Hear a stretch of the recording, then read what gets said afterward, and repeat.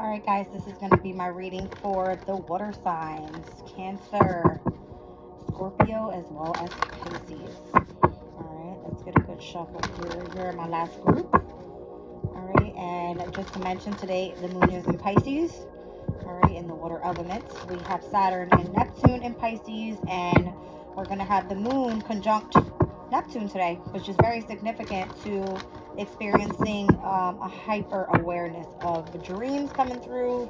All right, your psychic abilities could be heightened at this time. All right, your emotional state could definitely be heightened at this time. All right, listen to your intuition. What do we have for Cancer?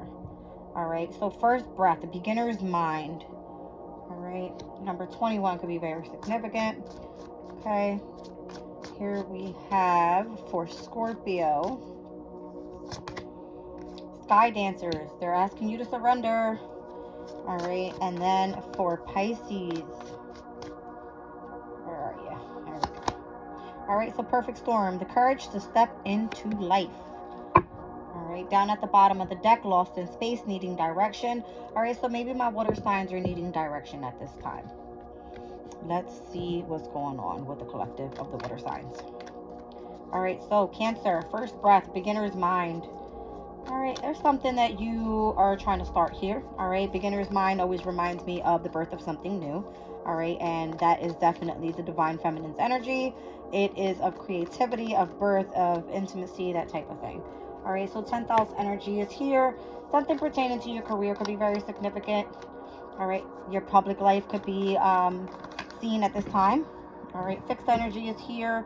This has a lot to do with the action, momentum, and dedication that you have. This could be pertaining to a full moon coming up in Leo, which is a fixed sign, and Pluto stepping into Aquarius, which is also a fixed sign. All right, we definitely have Jupiter and Uranus that is sitting in Taurus right now, fixed energy. So this is going to be affecting the following houses for you, Taurus. Let me take a look. Not Taurus, Cancer. Where are you? There we go. All right, so the fixed houses. Second house for you. All right, fifth house and your eighth house. Very interesting. All right, so waxing gibbous moon. You're being asked to be patient at this time. All right, what's this that's flying out of here? Seventh house energy could be very significant for you.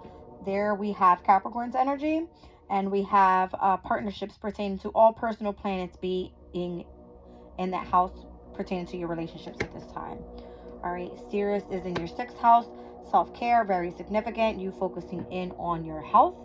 And then the third quarter moon that's coming up in Scorpio could be significant as well, happening in your fifth house. Some readjustments happening there so that you can forgive something, step back into the energy of pleasure and happiness. All right, Scorpio, Sky Dancers, what are you surrendering to? Surrendering. All right, fourth house energy, your family. All right, could be with an air sign. I have air element here. All right, this full moon. Ooh. All right, something's going to be illuminated there, or you could be releasing someone from your family. All right, or from your roots, or in the energy of your overall foundation. You're being asked to surrender this. What in the world? I've got opposition, Imam Koli, which is definitely having to pertain to your inner child. I have Cancer energy for you, Scorpio, which is going to be where? Where's my Scorpios? Here we go. All right, I also have here planetary return and ascendant. Wow. All right, so Cancer for you, Scorpio, is going to sit in your ninth house of spirituality. All right. You're nurturing overall how to continue making progress on your overall appearance here with this ninth house energy. All right, so you're learning something new. You're tuning into the energy of your spirituality, and you're being asked to surrender to this. All right, don't fight it. This full moon in Leo is going to be pertaining to your career and your public image. All right, that's what I got for you. Now, Pisces, perfect storm, the courage to step into life. Vesta, ooh, I like it. All right, so Pisces, this is in your 4th house at this time. All right, some sort of inner spark, the sacrifice and the devotion that you have towards your family environment. All right, Vesta is the asteroid of spirituality, so this can definitely speak about you tuning into the energy of the divine feminine. All right, what is this here? Taurus's energy. All right, so Taurus for you, Pisces, sits in, I believe, your 3rd house. Let me just be sure. All right. Yes. All right. So you have the planets of Jupiter and Uranus in your 3rd house at this time. All right. You're being asked to stay grounded within your communication. All right. I feel like your psychic abilities are heightened as well. Cancer and Capricorn's energies right now on opposing axes with the solstice. Here we have the equinox. So this speaks about the commitment and the shifts that are going to be coming into place. All right. Once we step into spring season. All right, you're going to be committed to something. There's going to be a shift happening there. And then 6th house energy pertaining to your health, what you do for work, you being of service to other people. All right, you may have to disconnect, okay, during the moon cycles because it's going to be affecting your overall subconscious. And a waxing crescent moon could be very significant here, happening right after the next new moon in Aquarius. All right, Aquarius for you sits in your 12th house energy. Absolutely, it makes sense. All right, so your 6th house opposes your 8th house, where we're going to see the Pluto and Sun conjunct in your 12th house. We are going to then see the energy of the opposition with the full moon in your 6th house here. All right, with Leo's energy.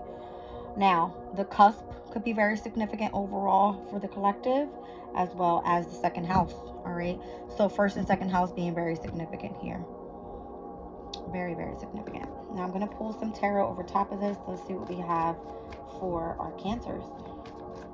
What do we have for our Cancers? All right. Yeah, lost in space, needing direction overall. All right, so cusp for the overall collective can mean that you all are going through some sort of transition, and this could definitely be affecting overall your values, your finances, and or your possessions. All right, but 2nd house energy also represents for me Venus's energy. So Venus is where the South Node is, right? Libra's energy.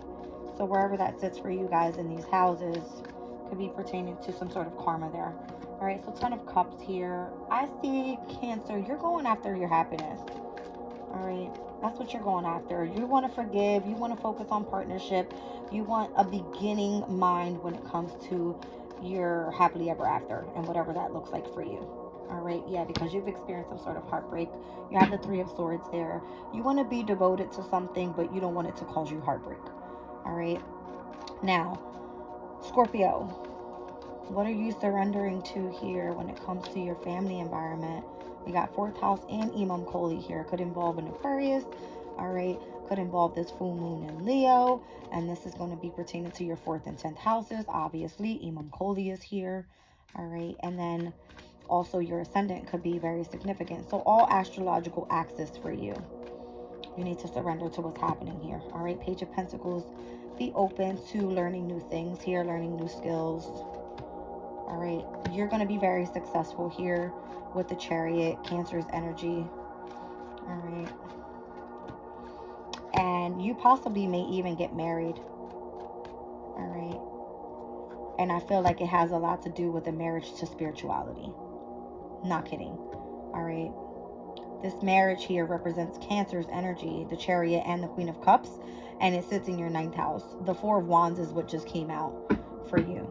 All right. And the 4 of Wands speaks about Venus in Aries. Aries is your 6th house energy. Is what does you do for work, all right, your overall health, and also it has a lot to do with where the North Node is at this time. It's your divine destiny. All right, let's look into Pisces. Pisces, you've got the Fool card. I mean, take a leap of faith, right? Have the courage to step into life. That's what the perfect storm was asking here. All right, you got to be courageous and just step out there and do what it is that you desire here. All right, Mars and Gemini, you could be doing something regarding public speaking. All right, and I feel that your mind is so filled with so much knowledge at this time. That's probably why the energy of the subconscious is coming up heavy for you as well. All right, yeah, you're meant to do some sort of public speaking. You're going to be a leader here in the near future with the King of Wands energy. All right, and King of Wands represents Sagittarius for you, so this definitely has to pertain to your career. All right, and I see Leo there. Strength card down at the bottom of the deck, the Knight of Wands. Whatever this is here, you're being required to have courage, all right, to be very passionate about what you do here, as well as not being afraid to go after whatever it is that you truly desire. All right, because that passion is lit up for a reason. Kind of gives me the energy of Vesta, right? Is that what came out for you? Absolutely. That inner spark. All right. I love you guys. I'm leaving the reading there.